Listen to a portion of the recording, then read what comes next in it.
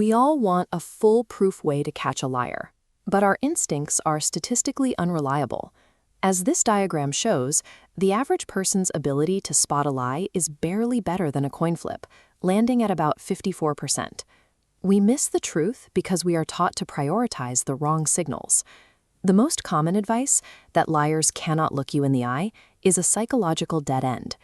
Research indicates that liars will often overcompensate, deliberately using an intense, unblinking stare in an attempt to mimic trustworthiness. Conversely, an honest person who looks away is often just experiencing cognitive load as they work to retrieve a specific memory. Moving past these myths requires a shift toward the framework of behavioral psychology. Effective deception detection relies on a systematic, scientific methodology that begins by unlearning these cultural habits. Accurate analysis begins before a lie is even told. Investigators start by measuring how a person behaves when they have no reason to be deceptive. This is the behavioral baseline, the natural hand gestures, speech speed, and eye contact a person uses when they are relaxed. Once that normal state is established, we look for a hotspot, a sudden, stark deviation from that specific individual's pattern. A hotspot indicates an emotional or cognitive stressor. It serves as a marker for where an investigator needs to ask more targeted questions. Without a measured baseline, a physical twitch or a sudden stutter is just meaningless noise. Context is what transforms an observation into evidence. Fabricating a story creates a conflict between spoken words and internal feelings. This friction causes the hidden truth to physically leak out through the body. Dr. Paul Ekman identified one of the most reliable forms of leakage, microexpressions. These are involuntary flashes of true emotion, fear, guilt, or contempt, that appear on the face for less than a fifth of a second. This diagram illustrates the mechanics of asymmetrical expressions. A genuine smile engages the muscles around the eyes to create crow's feet, while a forced or masked smile typically only involves the mouth. When the nervous system is stressed by a lie, the body often attempts to soothe itself.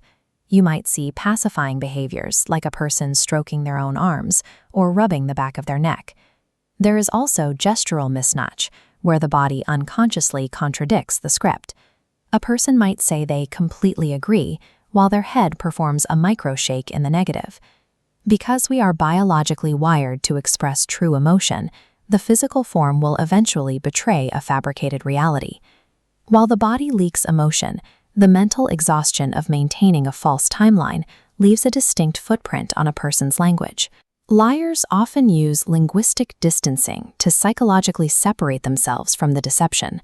They may drop personal pronouns like I or me, opting for passive phrasing like the money was moved instead of I moved the money.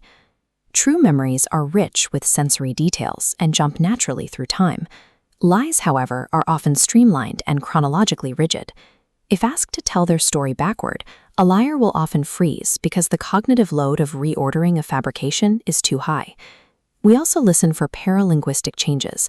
The stress of deception tightens the vocal cords, which can result in a higher pitch, increased stammers, or a delayed response time, known as response latency. A liar's cognitive exhaustion is most visible in the structural gaps, revealed by what they leave out and how their voice reacts to the strain. A single physical or verbal deviation is not a verdict, it is merely an indicator of stress. Reliability comes from the cluster effect, requiring you to spot multiple physical, verbal, and vocal deviations occurring simultaneously.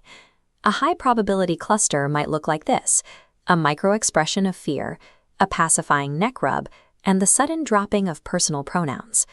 Mapping a baseline and tracking these behavioral clusters makes the hidden mechanics of human behavior visible. This approach changes the way we observe every interaction. We stop merely listening to the words and start reading the entire biological message.